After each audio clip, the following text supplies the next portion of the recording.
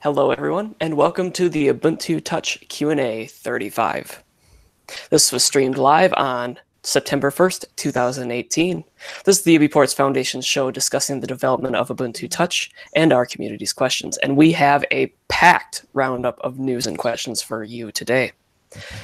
Well, my name is Dalton, and joining me this week, not going to hide myself from broadcast, are Marius. Hello. Jan. Hello. And Florian. Hi. Jan's back, everyone.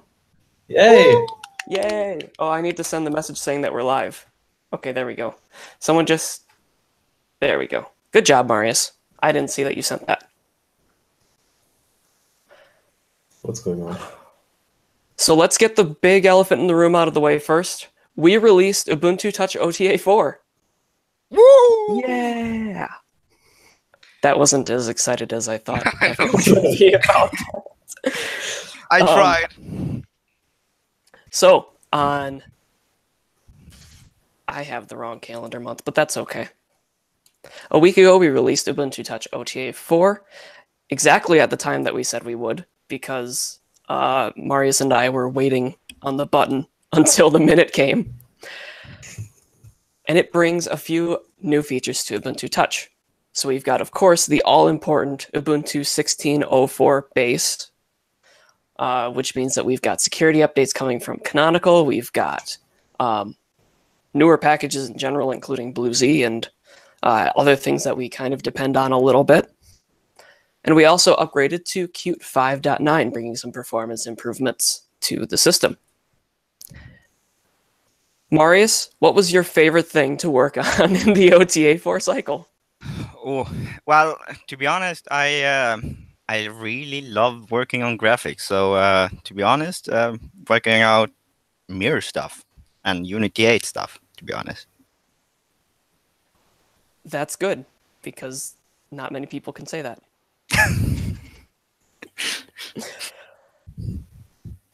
What else? What was your favorite, Dalton?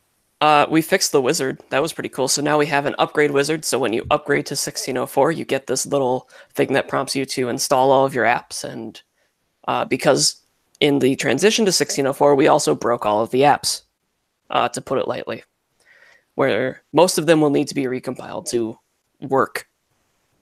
Yep. So it's got a nice little wizard that takes you through updating all of your apps so that they'll work once you get into the OS. Yeah, this is an unfortunate problem since we don't have a stable ABI framework like, for example, Android has, and Android is also made in Java, so that's the thing. But yeah, recompiling is I think we solved it in a good way. So for anyone who currently has Ubuntu Touch OTA 3 on their phone, 15.04 OTA 3, you won't be seeing this update come to your phone. So we've got, we're waiting on that upgrade until we release OTA 5 in October. And what that'll do is it'll bring a new browser around that doesn't crash when it tries to render a bad image and other things that aren't very nice with the OS. So we've got a few other bugs that we want to fix, a few other regressions from the upgrade. We want to make sure those are all done and dusted before we bring you on to 16.04. If you are on the 15.04 Devil or RC channels, you're going to be redirected to 16.04 Devil and RC on Monday. So that's the 3rd, Labor Day in America. Just thought of that. Me don't know what that is, but yeah. It's a day about people who work. Yeah, I think that sums it up. It's called a Labor Day, but you don't do any labor. Yeah, it's a day off. Okay, let's continue with this. What was your favorite? And we didn't ask Jan and Florian. So what was Jan's favorite? I hated every last bit of it. I'm so happy that we're done now. At least he's honest. And Florian? Hard to tell. It seems that my mind is already somehow erasing part of this journey. It's the PTSD. You're forgetting everything. But it was interesting to see how we get app compatibility fixed and getting clickable to support Xenial correctly, to be able to recompile quickly apps for both, for old and for new OTA, and then also to get OpenStore running so that we can have the support there as well.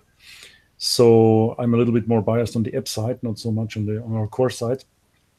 But yes, I think it was kind of rocky road, but we did it really in a good way. Not panicked, we just continued working, and then good things take a while. Yeah, It has been true.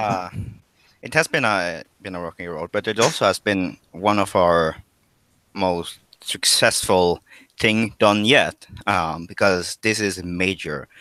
I still have to stress this and not how really big this is, because as we said in the blog post, this is kind of like the official starting point, and what we mean with that is that we now are catched up to a place where we are comfortable staying on, since it's no more unsupported software. It's all supported goodness.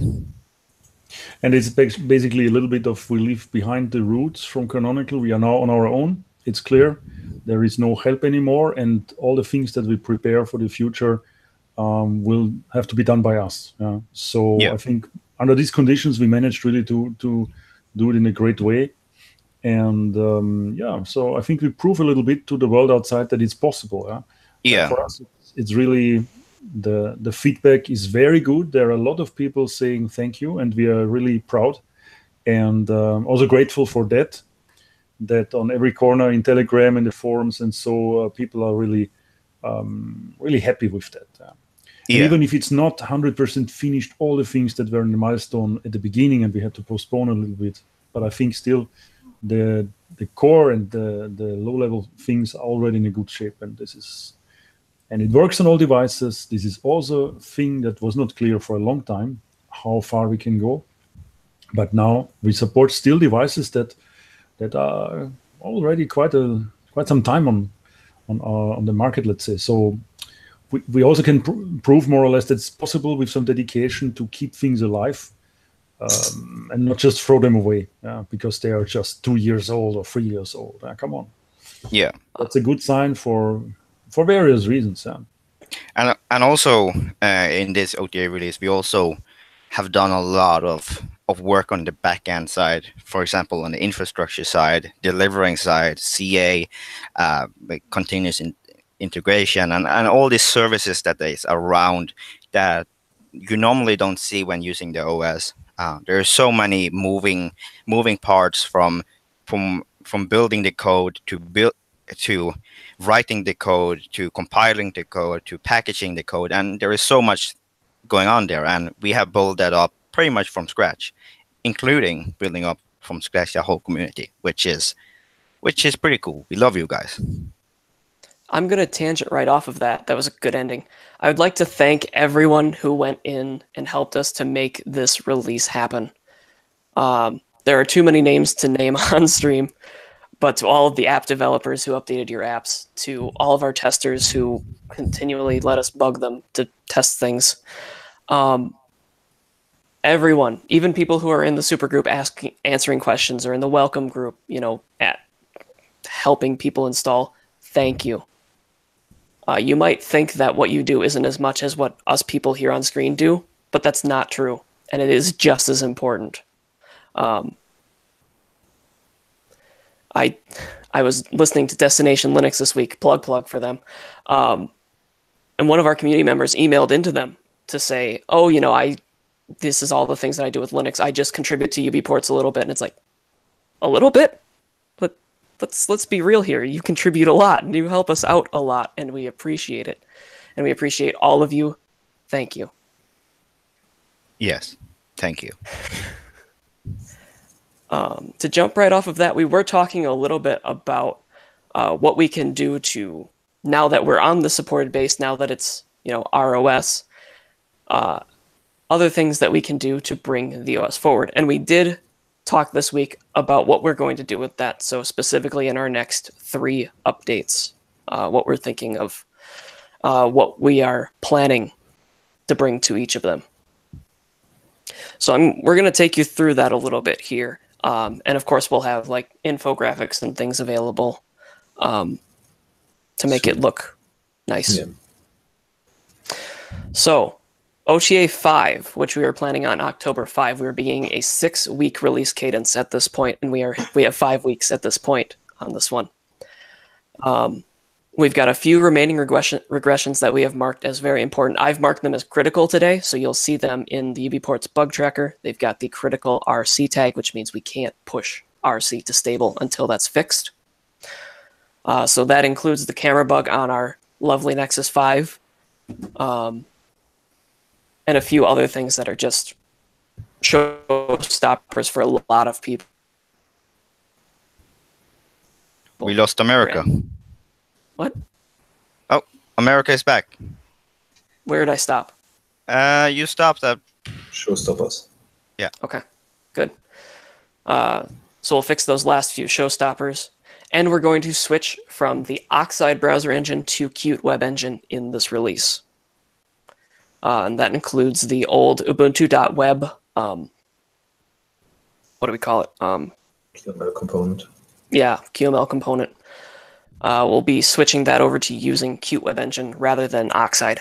However, if you are starting a new app today and you're seeing this and you're planning it to either embed some web components or something like that, please use Qt web engine directly. Don't use Ubuntu.web because that will be going away at some point in the future. So just adding to that, we will try to upstream the component where scaling is important because that's not something Qt web engine does natively or without. So we try to upstream that to Qt. If that doesn't get accepted, we may have to create a new library that currently is called Morph, which is a pretty cool name. And this is why we don't let Marius name things. Well, you approved it, so yeah. But we will try our best to upstream it because that's the way to go. Okay, so that's OTA 5 coming in October. OTA 6, which will be around mid-end to November. We're planning to update our Qt version. So by that point, Qt 5.9.7 will be out. We're planning to upgrade to that in that release. We would also like to update libhybris to our newer upstream version. And that'll bring us the ability to use more of the Halium devices, as well as probably some performance improvements, other things in general. And that'll also enable OTA 7. We'd like to give sensors some love. Some love. I'm an American, I can pronounce a V. And we're thinking that we're going to be adding Qt sensors as the API to use rather than something that we made and we maintain that's only ours and you can't find it anywhere else. To that end, someone from Canonical has recently joined the community and said that they want to help with some Qt sensor stuff if we're, helping them back. So we're hoping to bring that in OTA 6. And of course, this doesn't mention the smaller bugs that, paper cuts and things and anything that people fix that's outside of us. This is just the goals for our small team. I guess we are. I guess it's long-term things. I think that's more. So if there is smaller stuff that comes along as bugs, fixes, small patches, whatever, those will also include in this. This is just the longer-term eyes where we see. Yeah, let's something go with like that anecdote or simile metaphor. Okay. OTA 7, which will be coming in January of 2019. We're already talking 2019, everyone. We're going to be upgrading Unity 8 and Mir to their latest upstream versions. So Unity 8 will be the last version before Canonical dropped it. And also, that was a loud noise, what we're maintaining in both Bionic and Xennial. However, that will be the point where we will be removing scopes, because the newest Unity 8 is not compatible with the scope system. We are looking at other options to replace them with simpler widgets or something, whatever the name would be, inside maybe the app launcher or somewhere else on the screen. But the point of those would be that they would be a simpler API, a little bit easier to target, and not as complex as making an entire app. Yeah. And it'll be a lot less code to maintain in that. I mean, hopefully want to make that a more easierly language, which probably basic QML would be pretty awesome for those. Sure. I think that scopes right now offer, 2 or 3 different ways that you can make them, which is kind of excessive. At least the C++ way is. Whew. So that's January. Elephant in the room, Anbox will continue to be cooking throughout all of these releases, so it's just not targeted at any one on this list. And this is because we really don't, because that's so big, so unpredictable. It's because development is hard on Anbox because it's doing something we never done before. You never know how a device will react. But now we see improvements coming to it and Qualcomm devices, etc. So we honestly don't know when that will happen. But in between one of those or maybe after, we really hope sooner better than later. And testing images and things will come out as soon as it's not. Yeah, testing images broken. will yeah. The reason why there hasn't been any testing image yet is because its touch input is not there. Hosed. Well, it broke with upstream update. So, but we do have some discussions with the developer of Anbox. Yep. So we've got some back and forth going on there. Okay, that is the big idea plan for the next few months. Few. I don't see a roadmap. Yeah, a roadmap. I don't see any questions specifically on that in live chat. Do you see any on YouTube, Jan? I don't. Nope. I just see someone saying in bold roadmap. Yes, that is what it is. It is a roadmap, yes. All right. And So this will come out in a more text form, so you can read over it again and again and again. And pretty pictures and everything. And yeah. Or you can watch this stream on YouTube and rewind it. Listen to Dalton's soothing voice. Explain it to you. Yes. Yes. Okay, let's continue before this gets weird. Let's pause for a moment and let's thank all of our sponsors of UBports. So thank you to everyone who is supporting us on Patreon, PayPal, LibraPay. LibraPay is working again, I believe. They've switched to Stripe as their payment processor, and they are working. So you can, I believe, add funds to your account and pay people now again. Also, thank you to the companies who sponsor us, DigitalOcean, Smooze, Packet.net, and the others who are listed, Private Internet Access, the others that are listed on ubports.com/sponsors. We have a patron level for being mentioned on these Q&As. We'll pick 3 from that level every couple of weeks to be mentioned. So a special thank you to our patrons, Thoralf San, Morgan McMillan, and Robert Haley. I don't think I butchered those names this time. Woo! Other things that we have on Patreon include t-shirt rewards, stickers. So if you want to get any of that kind of swag, that would be the place to go, patreon.com/ubports. We are not able to offer any rewards on LibraPay, but if you'd like to support us on the free and open source platform, librapay.com/ubports. And you can get all of those any other methods, including a Bitcoin link at ubports.com/donate. Thank you once again to everyone who is helping make this possible, including that roadmap that we just made. Just now. No, it wasn't just now. Let's move on to our questions for this week. So the questions that we take are from our forum at forums.ubports.com, as well as we'll take them live from our YouTube live chat and from Telegram. You can find us at t.me/ubports or at ubports if you're already in the client. Stefano asked a book full of questions. Not a boatload, but a book full. First off, what's going on with the Edge channel? So, it is a thing. Oh, just a moment, sorry. Marius, can you talk about that a little bit? Yep. So the Edge channel is now mostly targeting Halium devices and Halium support.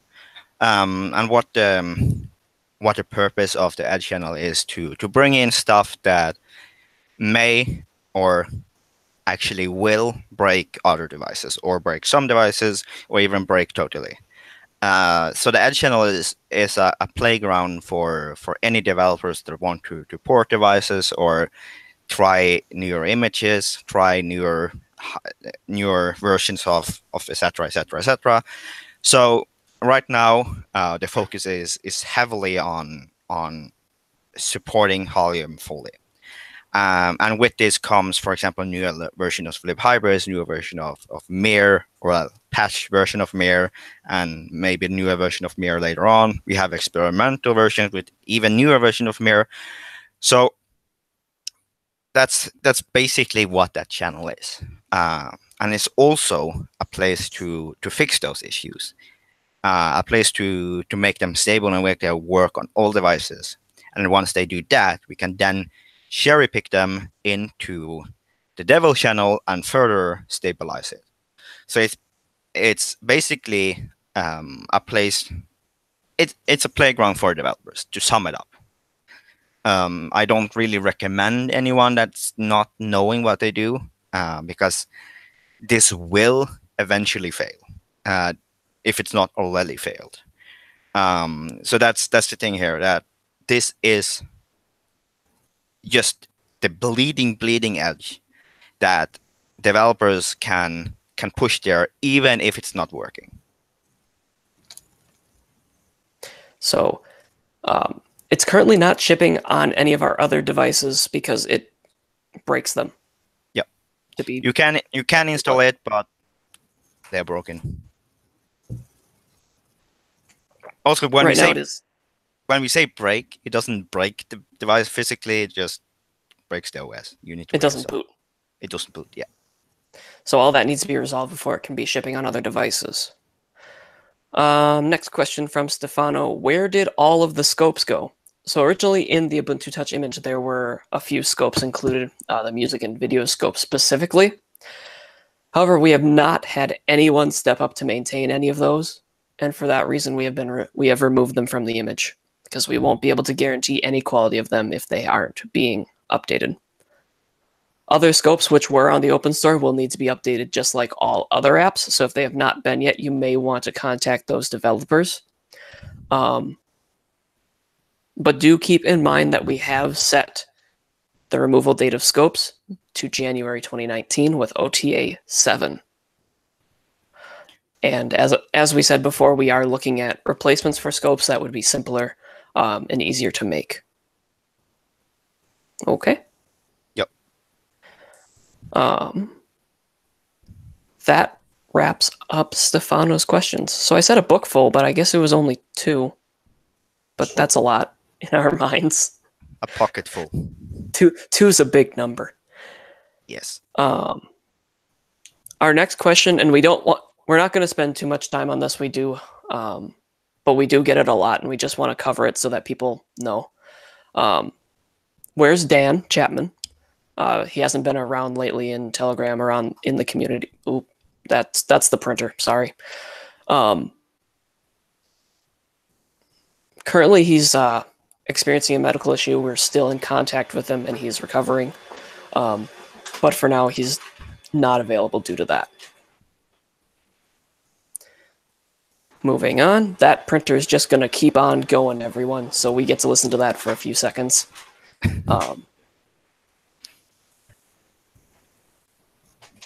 printers in Our 2000. next question, our next questions come from Alan Griffiths, the Mirror maintainer. Suppose a company approached UBports about getting commercial support for their Android or Ubuntu Touch handset. First, would the nonprofit foundation be able to enter a contract with them, and on what basis? Yes, that would be possible. So we are not very restricted.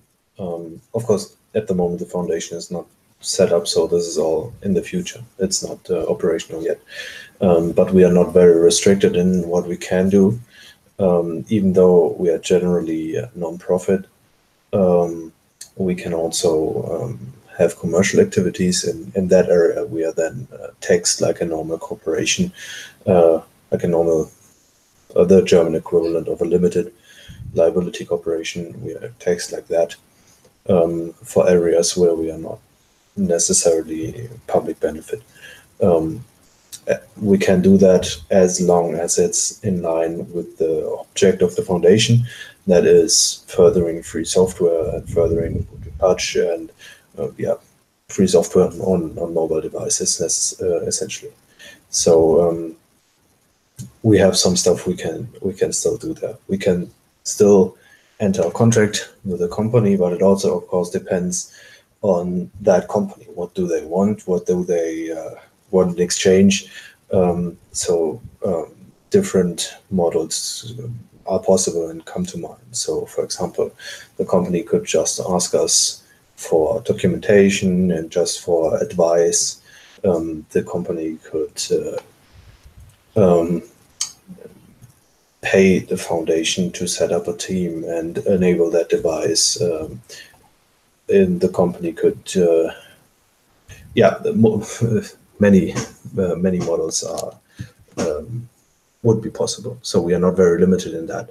It would also be possible that it's not necessarily a contract, but just a no strings attached donation. And of course, the foundation, the goal of the foundation is to bring Ubuntu Touch to as many devices and to further Ubuntu Touch. So if anyone approached the foundation and said, "Oh, we need advice how to set this up," then of course the foundation would provide that. What was the second part of the question? The second part of the question was, how would we staff the project? So would it be people from the community? Would it be, how would that work? I think what he means is the general project, not a specific. Meaning, if I take it to mean, if a company approached UBports and said, "Hey, we want to pay you money so that you make Ubuntu Touch for this handset, here, have a test device." Yeah. Okay, so of course it shouldn't slow down the other stuff that is going on, right? So that would definitely require new personnel. Where those people are coming from, it doesn't matter. Of course, if people are in the community, and it's likely that they will come from the Halium community, then those could be approached by the foundation, or there could be a public listing where people could apply. But we are not in that situation at the moment, so we don't really know yet how that's going to work. I think that does it. Up next, I'm just looking at... here we are. The question is if people were hired as employees from the community or if they would be contracted. How that would work, specifics. That depends on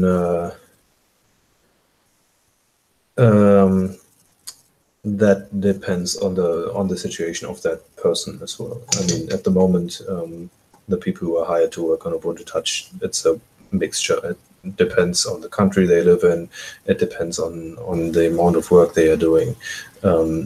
We can both do full-time positions. We can do freelancers. We can hire contractors.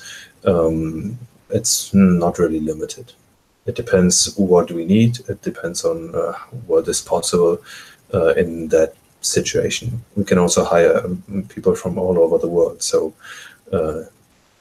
restrictions from certain countries might apply, of course. So in that way, we are less limited than, say, a 501c3 or 3C. I always get it mixed up in America. I know some of those numbers, but I have no idea.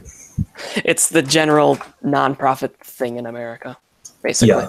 Yeah, we are less limited probably, as in that we can also have commercial activities. But again, for those things, we would then be taxed, and they can't outweigh our public benefit activities. So there is some limitations, but we can also have commercial activities. That is possible. Okay. I think that covers... I just pulled up YouTube live chat, so I'm looking through that a little bit. Our next question came from Dom UBPKM. Do you have a bank account that we can use to bank transfer or give you money in a different way without giving up our personal data? No, not yet, unfortunately. But as soon as the foundation is operational, then we will have that set up. Well, a way to give without personal data would be Bitcoin. Mm-hmm. Yeah, that is true. Yeah, if you wanted to go fully that way. Otherwise, LibraPay is open source. Stripe itself may not be, though. No, Stripe is not. But yeah, Bitcoin is probably the easiest. In that case. Let's see. Barnauer in our forum had another question. Would being an Ubuntu flavor be helpful to the goals of the Ubuntu Touch project? So I don't know how much we've covered it on this show before, but because of the way that we make Ubuntu Touch and that we're not always on the latest release, we don't have interim releases or any of that. We have to use kernels from Android rather than the Ubuntu kernel because of Android drivers. It kind of keeps us from meeting the requirements for being an official Ubuntu flavor. So being an Ubuntu flavor would be helpful for marketing, for having maybe a more sound marketing and branding ground. However, we may not be able to qualify for that. It would need to be a special case in any way.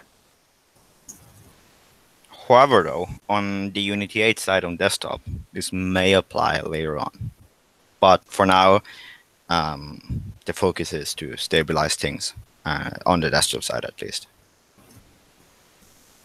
Right. So if anyone wanted to take Unity 8, make it into a distro, anyone who maybe is an Ubuntu maintainer already or has maintained an Ubuntu distro before, just get in touch. That's something that we've always talked about doing, but because of Ubuntu Touch itself is not really in the cards at this time. So if anyone wanted to maintain that, please get in touch. We can make Unity more maintainable for an upstream distro. Marius, I see you put something here in the chat. Yes. So a lot has been going on the Halium side, the recent after OTA 4 got ready.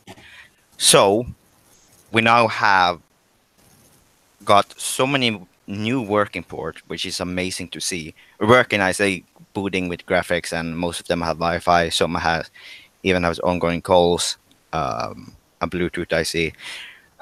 So this is amazing news, and I have to shout out to Andreas Bocconi, because he has done an amazing job here in the Halium community. Amazing job on Mir and getting Mir working on CUF devices, and also getting the newer version of Mir working on phones. It's just amazing to see how the community there has I would say really quickly sprung up and really made. I think there is, I can list some of them here. It's HTC 10, Xiaomi Mi 3, Gemini PDA, OnePlus 2, Samsung Galaxy G5, BQ Aquarius U+, Sony Z5. Just the butt in. Someone will always be upset about the way that we pronounce Xiaomi. Yeah. Xiaomi. Someone's always going to say it's wrong. So Samsung. They're too creative to pronounce it correctly. And Samsung Galaxy S3, and the last one is VT88047. I don't know what device that is. I have to raise my hand. S3 Neo is very important because Neo is the new version, and the old one is too old. Because we already destroyed the hopes for Samsung S3 multiple times, and to rephrase it, it has a too old kernel. It's 3.0, and it will not be able to be supported. So S3 Neo, it was brought to the market a few years after the original one, and just to be complete. I look over to live chat, and it's blowing up about how we pronounced it. I refuse, Nickit. It's not Xiaomi. Xiaomi. It's an Z, and coming from all the top up in north, it's Xiaomi. No. I think the only thing you got right is sure, because this is clear. The remaining part, I'm not so sure. Sure, we can agree on. Maybe we just need to never pronounce the phone brand again. It's an ongoing debate. It will never be resolved. We do have a question that's coming in from YouTube chat. Why is it so hard to port this to phones? To start with that, a good place to see the practical reason for why it's so hard to port Ubuntu Touch and Halium to phones is to look at docs.halium.org and see what you have to go through to do it. But on a more conceptual level, it's hard because of the way that Android has been architected. So in a lot of the case, Android was made so that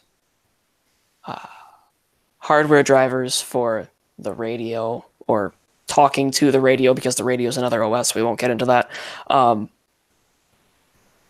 controllers on the board, sensors, graphics drivers are all made to run in user space rather than in kernel space. So normally with a Linux driver, you would write it to the Linux kernel, and it would either get loaded into the kernel, or it would be in the kernel directly and built in when you build the board, or the Linux kernel for the board. And then it continues to get updated with every version of the Linux kernel because people are there maintaining it. And that's what we call upstreaming a driver, or upstreaming hardware. So that's what we talk about when we talk about upstreaming phones. But the drivers that are made to run in user space are where normally other types of software would be, but the drivers depend on a certain kernel version because the way that they interface with the kernel changes almost every version of the kernel. It's not stable, as we'd say. And every manufacturer does it differently. It's insane. It's and also one of the things that I want to stress enough is that the kernel, they set up and say we want to completely keep the ABI and API level. But on the Android side, I don't think anyone understands what ABI and that means, since every device use their own different ABI and different APIs levels and different versions and different kernel headers and different that and different that. And that makes sense for Android, because when you build Android, you build it as all of these projects coming into one. The Android source tree is up to 50 gigabytes on disk now, without being built. And it's a lot of projects all going in, and they all get built as one to make an image for the phone. So you don't need to worry about things being incompatible between different phones, because you're just going to throw out everything that you did and build it again for the next phone. That's why that happens. Yeah, it's but there is a light in the end of the new tunnel. There's something called treble, which may or may not help solve this. I don't know how much they go in for this. I don't know if treble will change between major version, or just stable between one single version between devices. Or if Qualcomm comes along and says, hey, we want to put an enum in the middle of this. So that's all up in discussion because it's so new. It's still not being implemented in libHybris or Mir or any other components. It is getting there though. It is with Sailfish making the new version of their hardware adaptation toolkit. I butchered the name of it, but version 8, which would be the first version that supports treble at all, is coming down the pipeline and should be released with the next version of Sailfish OS, I believe. So to sum that up, the reason why it's so hard to port Ubuntu Touch or Halium or Plasma Mobile or anything to a phone is because of Android drivers, which are closed source, but because they're written to a certain version of the kernel, and because they aren't compatible with normal Linux drivers or anything like that. Bionic. It's built against a different version of standard C library. Right. We don't need to go into that too far, though. Does that kind of answer your question, why Linux is better? I hope it does. I'm just looking around here to see what else we've got. Have you found any more questions in either of the live chats? Jan, I haven't been too terribly...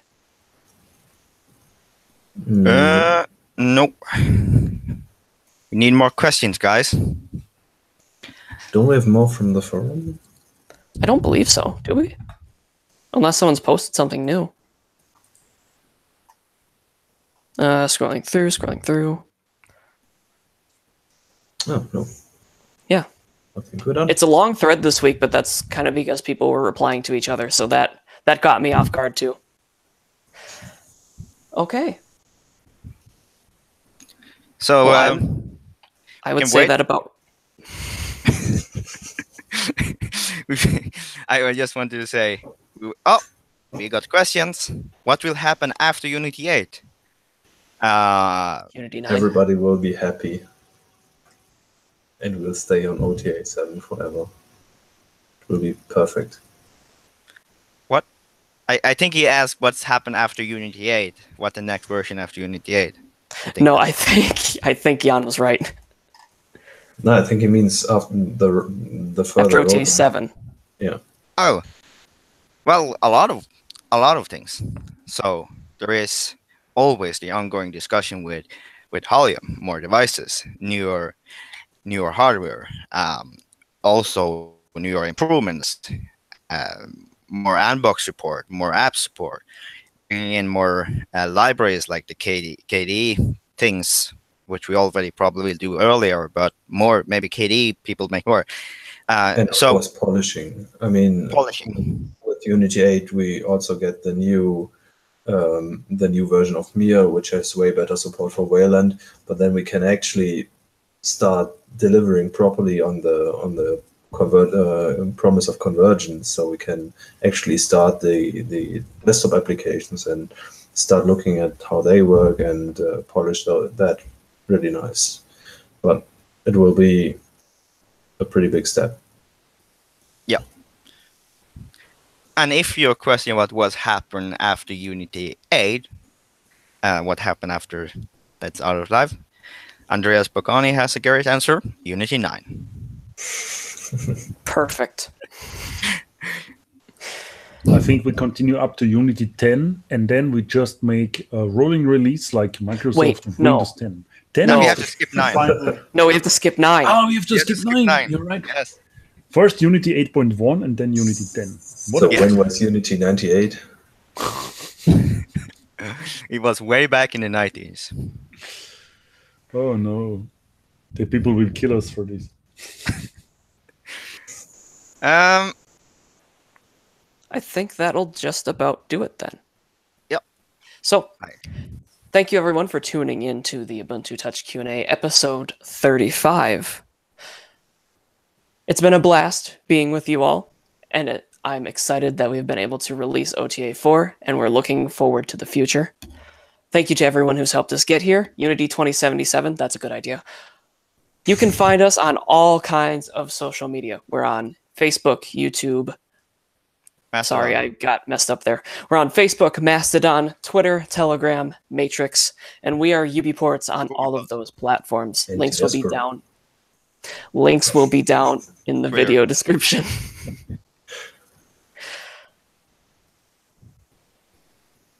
Other than that, thank you everyone for watching. Dalton.exe stopped working. You can leave a like if you like this, or leave us a comment to let us know what you'd like changed, if there's anything like that. We will see you all in the next one. Thank you for tuning in. Bye. Slap the like button down below.